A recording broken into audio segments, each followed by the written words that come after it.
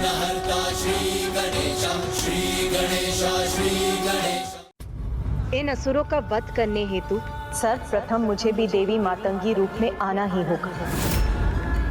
किंतु प्रभु महाशिव के मातंग रूप में प्रकट हुए बिना मैं देवी मातंगी स्वरूप कैसे ले सकती हूँ? और उसके लिए तो प्रभु को स्तंभन से बाहर आना होगा। और यदि वो अपनी स्तंभित अवस्था से बाहर आ गए तो उनके पाप स्वतः कहीं भंडासुर की ओर न बढ़ जाए। यदि प्रभु महाशिव मेरे साथ आ गए तो मेरी विजय निश्चित हो जाएगी। इसलिए अब इनके पास दो ही विकल्प शेष हैं। विवश होकर प्रभु महाशिव को स्तंभन से मुक्त कर दें अथवा बिना कुछ किए ही अपनी पराजय स्वीकार कर लें, क्योंकि शुंभ निशुंभ की शक्ति से इनका उचित परिचय हुआ ही कहां है।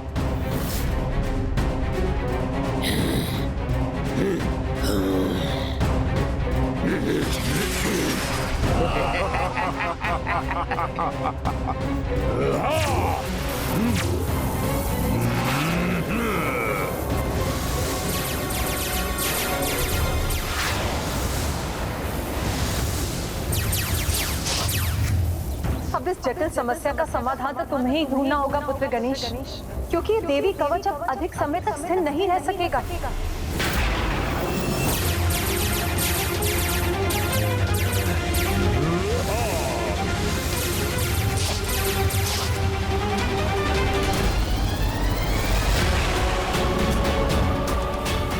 आज कवच और देवियों का मान दोनों एक साथ टूटेंगे।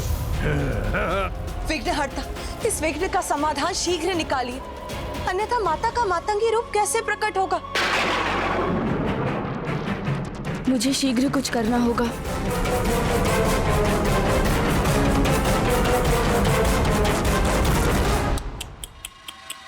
कोई हल नहीं है इसका।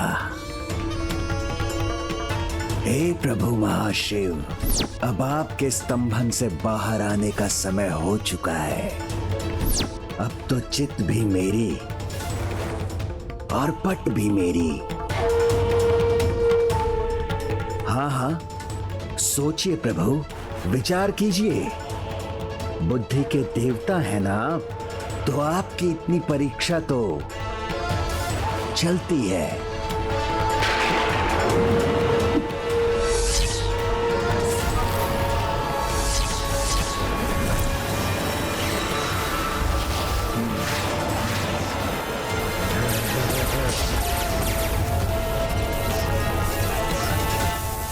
ये दुष्ट तो देवी कवच को नष्ट करने के लिए पूर्ण रूप से तत्पर है। सोचो पुत्र, मुझे विश्वास तुम अपनी बुद्धि से समस्या का कोई उपाय अवश्य ढूंढ लोगे। माता, आपने कहा था स्थिर भाव से कोई समाधान अवश्य प्राप्त होता है, किंतु इस बार तो मुझे कुछ भी नहीं सोच रहा है। पुत्र, जिस प्रकार पहले अंधेरा दिखाई देता और उसके बाद उसी अंधेरे में सब कुछ दिखाई देने लगता है, उसी प्रकार कभी कभी समस्या के स्रोत में उसका समाधान छिपा होता है। समस्या के स्रोत में उसका समाधान छिपा होता है।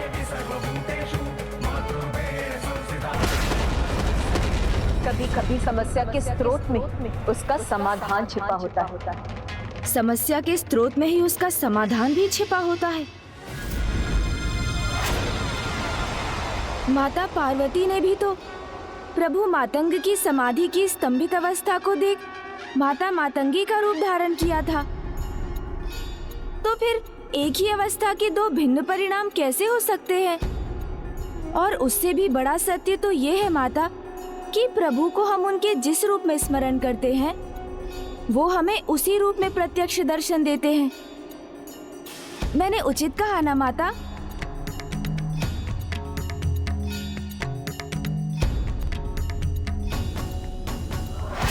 गणेश जी, अब आप कितना भी विचार कर लीजिए, परिणाम तो एक ही होगा, मेरी विजय। सत्य कहा तुम। एक ही अवस्था के दो अलग परिणाम नहीं हो सकते। मैं अभी प्रभु महाशिव के दर्शन कर मातंगी रूप धारण करूंगी, जिससे मेरे देवी कौशिकी रूप के प्रकट होने पर मैं इन असुरों का अंत कर सकूंगी। नमस्तस्यै नमस्तस्यै नमो नमः।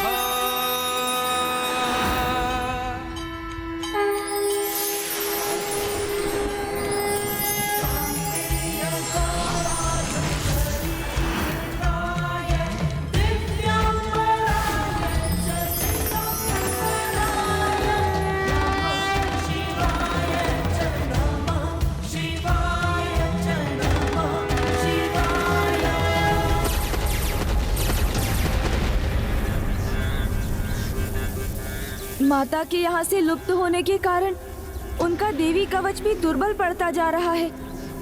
इसीलिए आप सभी माताओं पर इन दुष्ट असुरों के आक्रमण में अब अधिक समय शेष नहीं।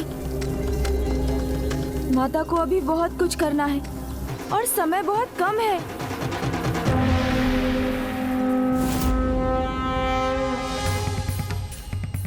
प्रभु, यदि आप मेरे हित में स्तब्ध हैं, अपना प्रत्यक्ष रूप खोकर अप्रत्यक्ष हो रहे हैं, तो मैं भी आपका साथ अवश्य दूंगी।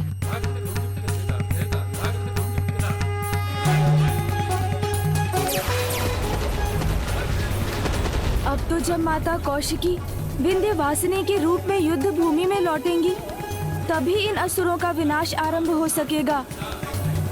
और अभी तक तो हमें उनके मातंगी रूप लेने का भी आभास नहीं हुआ है। उन्हें इसमें इतना समय क्यों लग रहा है?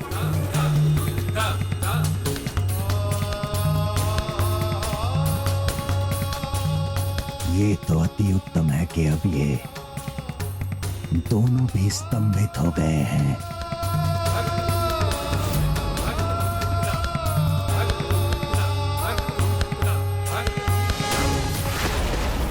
ईश्वर के ही समान सनातन मंत्र तो देवी शक्तियों के प्रतीक हैं। ईश्वर जब स्वयं प्रकट नहीं होते तो उनके स्थान पर मंत्र ही होते हैं। हे माता, यहाँ आपकी आवश्यकता है। शीघ्र यहाँ आकर जो भी आवश्यक है वो करने की कृपा कीजिए माता। ओम श्री मात्रे नमः। ओम श्री मात्रे नमः।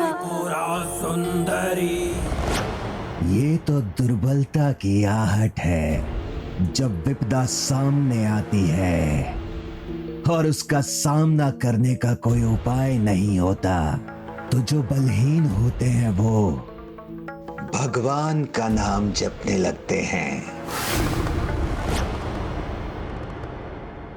पुत्र, विपत्ति हो या अनुकूल परिस्थिति, भगवान के लिए भक्त और भक्त के लिए भगवान एक ही समान होते हैं। इसीलिए पुत्र, किसी भी परिस्थिति में भगवान का स्मरण करना दुर्बलता नहीं, भक्ति है, जिससे कोई भी असंभव कार्य संभव हो जाता है। इसे ही तो कहते हैं भक्ति की शक्ति, भक्ति की शक्ति, भक्ति की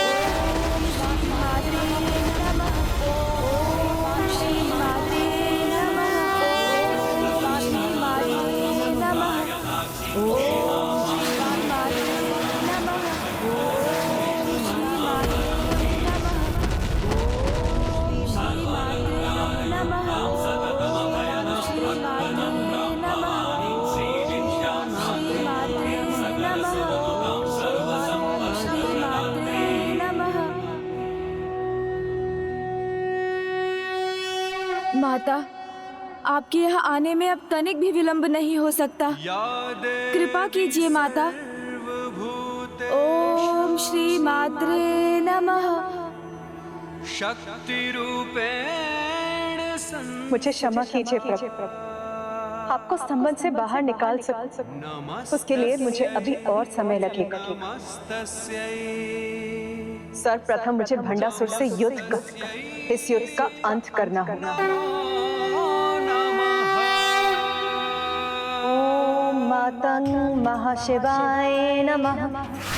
ओम मातंग महाशिवाय नमः। ओम मातंग महाशिवाय नमः।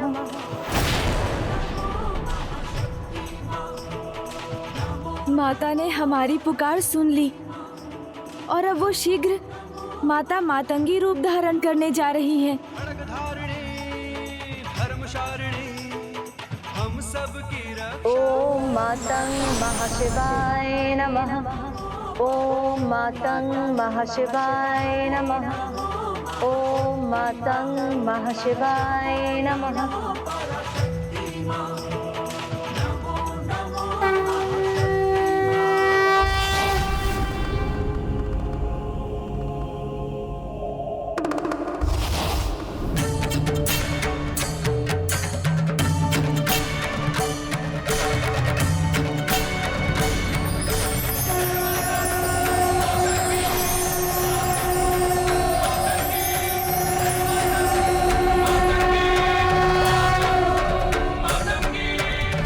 विषधर है मसान बिहारी, भस्म में रंजित अद्भुत होरी।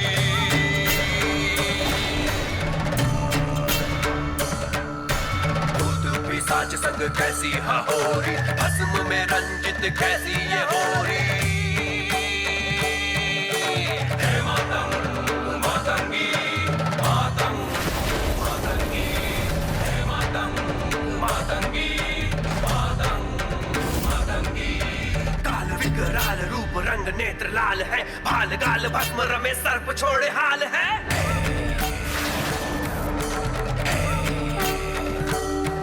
ओम ऐं भगवती मातंगेश्वरी। ओम ऐं भगवते मातंगेश्वरी। नहीं नहीं, कुछ नहीं कर सकती तुम देवी, कुछ नहीं।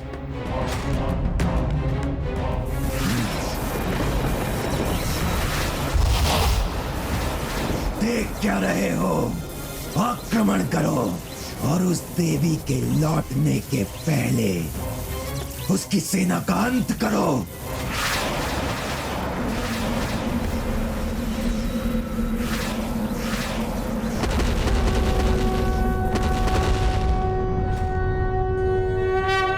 ओम ऐं भगवती मातंगेश्वरी। ओम ऐं भगवती मातंगेश्वरी। और जब माता कौशिकी विंध्यवासिनी के रूप में युद्ध भूमि में लौटेंगी, तभी इन असुरों का विनाश आरंभ हो सकेगा। ओम ऐं भगवती मातंगेश्वरी। ओम ऐं भगवती मातंगेश्वरी।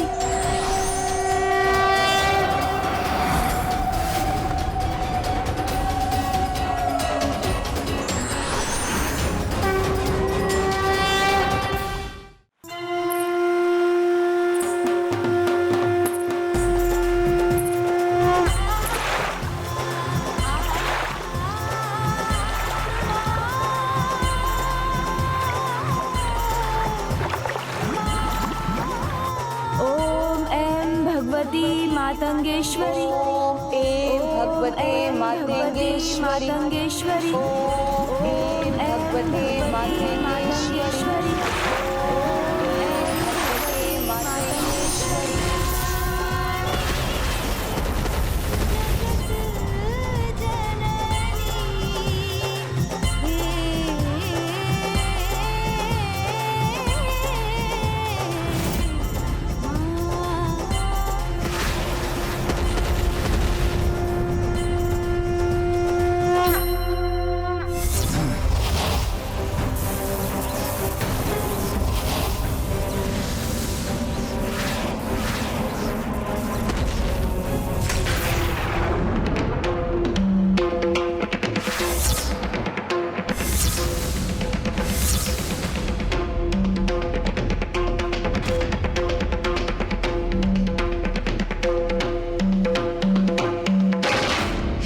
शुंभ, अब बिना विलंब किए इनकी मुख्य देवी के लौटने के पहले इन्हें स्तंभित कर दो और अपनी अपार शक्ति से इन्हें कुचल कर रख दो।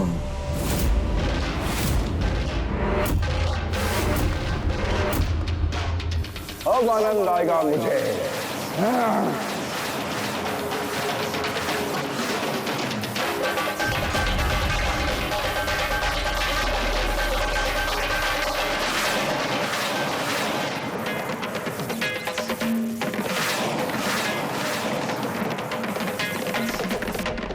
हे माता, आप कहाँ हैं? कहाँ हैं आप?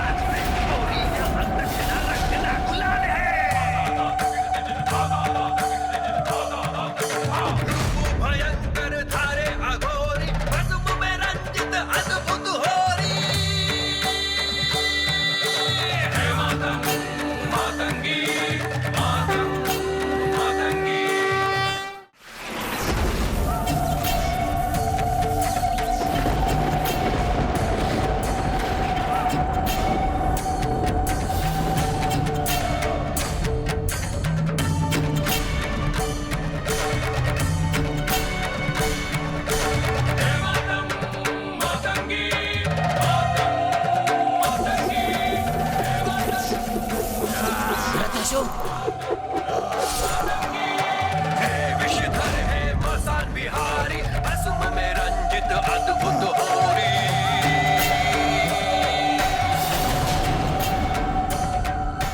भूत पिशाच संग कैसी हहोरी, भस्म में रंजित कैसी ये होरी। हे मातंग मातंगी, मातंग मातंगी। अब आ ही गई हो देवी, तो यहाँ से वापस नहीं जा पाओगी।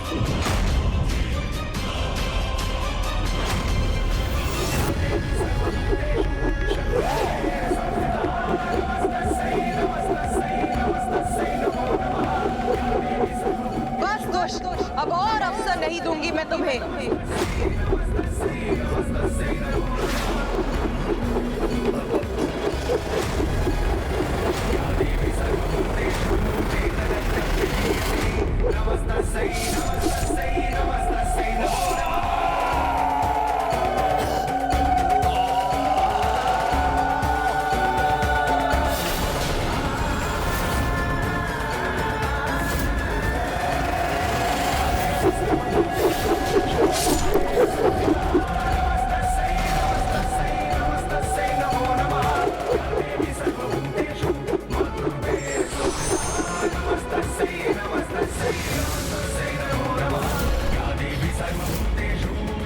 अब मैं हूँ यहाँ, साहस है तो करो आक्रमण। इसने तो युद्ध आरंभ होने के पूर्व ही मेरे योद्धा धूम्रलोचन का वध कर दिया।